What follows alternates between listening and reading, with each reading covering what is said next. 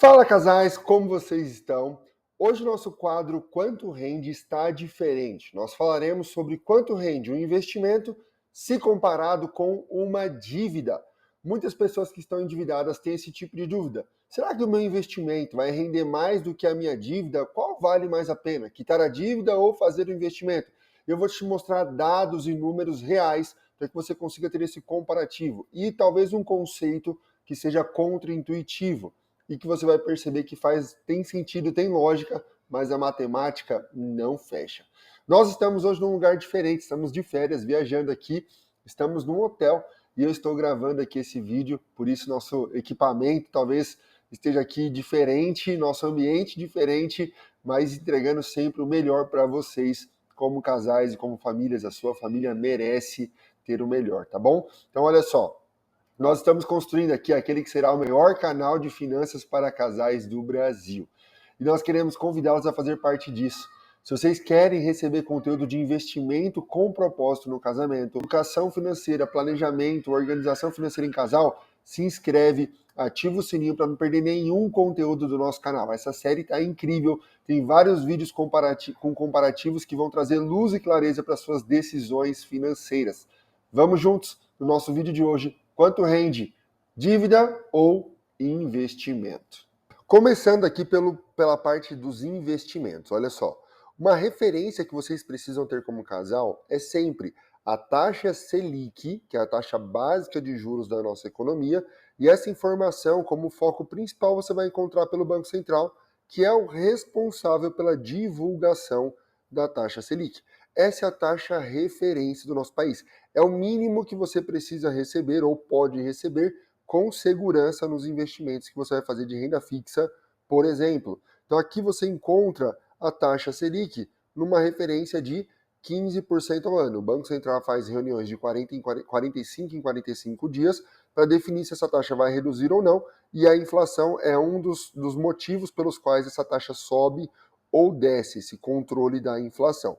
Nesse momento, a inflação está começando a reduzir, a tendência é que no futuro, o Banco Central, futuro próximo, o Banco Central comece a reduzir também as taxas de juros. Mas hoje, a nossa referência é taxa Selic 15% ao ano.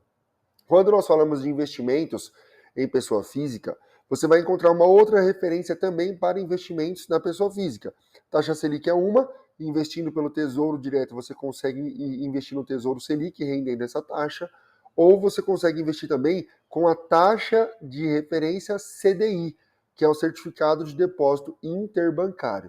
Quando você entra na taxa do CDI, observe que ela é muito próxima da Selic, 14,90, em alguns momentos ela fica próxima dos 15%, igual a Selic, mas é uma taxa referenciada da Selic, que traz os rendimentos às pessoas físicas, que são os nossos investimentos, na sua grande maioria. Então são as duas referências. Então hoje, a taxa de juros para investimentos está entre 14,90% e 15% para correr o risco básico do nosso país, ok? Esse é um ponto importante, primeira informação. Vamos olhar quanto seria essa taxa ao mês e quanto renderia então o nosso investimento. Falando sobre o rendimento de um investimento, considerando a taxa básica da nossa economia chamada Selic. Olha só, 15% ao ano, uma taxa de 1,17 ao mês.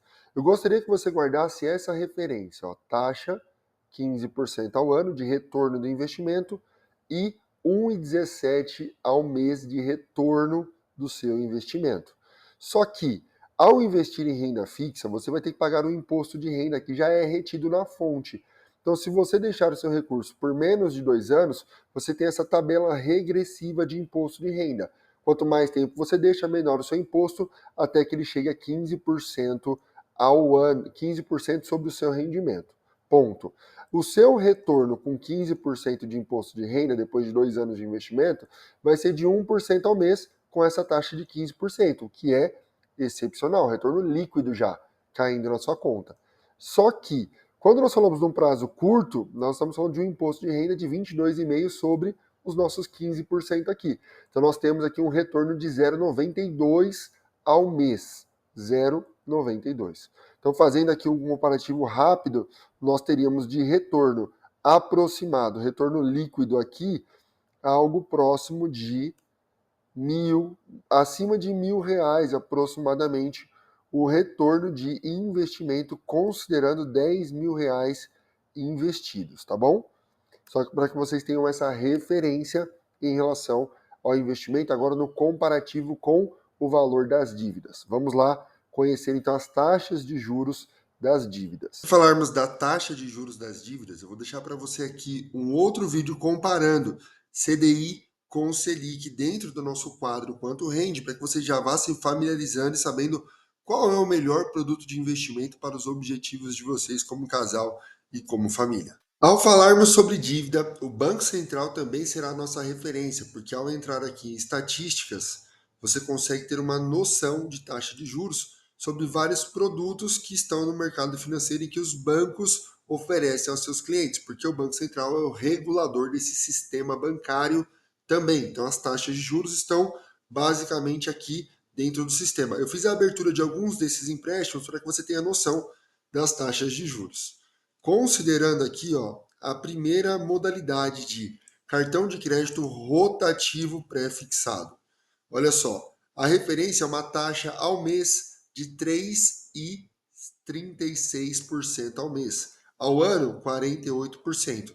Lembra a nossa referência da taxa Selic, 15% ao ano? Aqui a taxa básica mínima de um rotativo do cartão de crédito é de 48% ao ano, contra 15% do investimento. E assim nós vamos descendo ladeira abaixo, literalmente, ladeira acima, né, na taxa de juros aqui, chegando até Banco Inter, 500% ao ano de taxa rotativa. Para vocês terem a noção do que acontece com uma dívida crescendo 16% ao mês, o que acontece com ela ao ano, 500% de aumento da sua dívida. Então você começa com um principal ali de R$ 10.000 e vai terminar com um percentual de 500% ao ano dessa dívida, exatamente de R$ 50.000.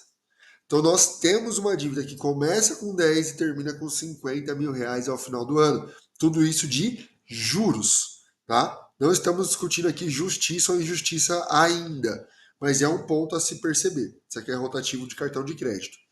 E aí você tem a segunda página que vai aumentando cada vez mais os juros. Outras modalidades: taxa de consignado, taxa de crédito pessoal não consignado. Nós temos taxas mais acessíveis, porque é um empréstimo pessoal basicamente aqui. Então são taxas de 1,17, 1,18, mas isso os primeiros bancos aqui. Quando você vai para um Banco Itaú, que já é um banco maior, um Banco Inter, você já vai para taxas de 1,60 ao mês, 21% ao ano. Nossa referência é 15% de juros no nosso empréstimo, taxa líquida 11%, tá? Outra modalidade, consignado crédito privado, taxas bem altas também. Aqui consignado, inclusive, tem outras garantias e aqui uma taxa bastante alta como referência. E por último, consignado crédito público, 19%. A partir de 19%, pode escolher a taxa que você quiser, porque ela não para de crescer. Tá? Então, quando nós fazemos esse comparativo puro, simples e seco sobre investir ou pagar dívidas, matematicamente, pagar dívidas é a solução que parece ser a melhor e mais eficiente, puro e simplesmente falando de dinheiro. Números financeiramente seco. Pagar a dívida é mais vantajoso porque eu tenho uma conta aqui óbvia. Eu recebo 15 para investir e pago 20 naquilo que é a minha dívida. Não faz sentido deixar o meu recurso investido pela lógica matemática ao invés de pagar a minha dívida. E agora eu quero te trazer um ponto contraintuitivo desse aspecto que talvez seja um romper para você, uma libertação para você como casal e como família. A vida financeira de um casal não será pautada apenas nos números. E quando nós falamos de dívida, a dívida ela é um aspecto muito emocional, está relacionado diretamente às nossas emoções. Se estamos bem emocionalmente, se estamos bem mentalmente, conseguimos lidar com os desafios, produzir mais, ter mais dinheiro, pagar e honrar as dívidas, se as nossas emoções estão muito bem. Então, o aspecto da dívida, ela é a consequência de um sintoma que precisa ser tratado.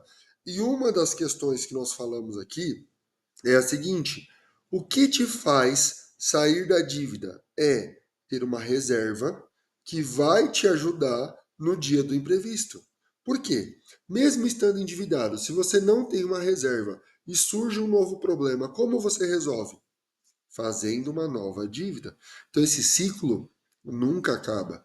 Esse ciclo é uma corrida dos ratos. Você pega uma dívida para tapar outra dívida e no fim você não sabe nem quanto de fato você deveria de maneira original ao banco e já está devendo aqui 50 mil reais só de juros de inadimplência pelo tempo que já passou a sua dívida. Então o ponto é, como casal, se vocês estão endividados ou passando por esse processo de invisto ou pago dívida, pensem sobre uma estratégia que vocês precisam construir para construir reserva de segurança e reserva de quitação de dívida. Porque existem algumas dívidas que já se tornaram impagáveis. Por mais que você coloque o seu esforço, o seu empenho, a sua dedicação, os juros é tão alto que você paga um pouco esse mês, mês que vem a dívida já voltou maior do que aquilo que você aliviou. É o que acontece quando você vive pagando o mínimo do cartão de crédito. Então o ponto é, nesse cenário, dívidas pessoais de empréstimo pessoal, cartão de crédito consignado, rotativo de cartão de crédito, cheque especial, são dívidas que se tornam com o tempo impagáveis. E a melhor estratégia é você ter uma estratégia, a melhor estratégia é você definir uma estratégia para então sair dessas dívidas no melhor momento possível, no preço justo. Porque 500% ao ano não é justo, concordam?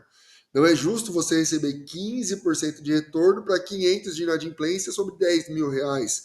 Se fosse um valor justo, dentro ou próximo do que são os investimentos, tendo em vista o risco do banco e os fatores que se envolvem, mas seria um valor mais justo se você tivesse uma dívida com uma taxa mais coerente com a realidade.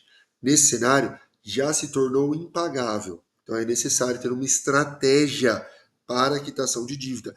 E você sim pode e deve investir mesmo estando endividado, porque aqui já deixou de ser uma questão pura e simplesmente financeira e justa, porque nós temos taxas que são altas demais para serem pagas nesse cenário. Então é necessário renegociar, esperar o melhor momento, ter uma estratégia de quitação dessas dívidas. E isso lembrando, dívidas de baixo risco, não dívidas que você tem a casa financiada, o carro financiado, a água, a luz, porque já são dívidas que são de baixo custo ou nenhum custo no caso de água e luz, mas você tem um impacto na sua vida muito maior. Esse tipo de estratégia de renegociar lá na frente e se preparar para que as coisas melhorem acontece com dívidas de baixo risco. Cartão de crédito, empréstimo pessoal, empréstimo consignado, empréstimos que não têm garantias para a instituição financeira. Mas esse foi o nosso quadro de hoje. Financeiramente, a dívida cresce muito mais do que o seu investimento. Logo, pagar a dívida parece fazer mais sentido. Só que, ao falarmos de seres humanos, pessoas com emoções, sentimentos, ter uma reserva, proteger a sua casa, simultaneamente a quitação das dívidas, faz ainda mais sentido para você blindar a sua saúde mental e financeira e então pagar as suas dívidas com mais tranquilidade, tá bom? Espero que esse vídeo tenha trago um pouco de refrigério para vocês. Pensem sobre isso, definam uma estratégia para vencer as dívidas, mas não sacrifiquem tudo para as dívidas de baixo risco, principalmente porque você consegue sair delas de forma justa no melhor momento possível, tá bom? Vou deixar para você aqui o nosso vídeo do quadro Quanto Rende o Comparativo Selic com CDI, essa é a nossa série, e se inscreva aqui nessa bolinha também. Juntos somos mais fortes, não desistam, vamos para cima, vocês vão sair dessa dívida e ser um casal investidor mesmo estando endividado.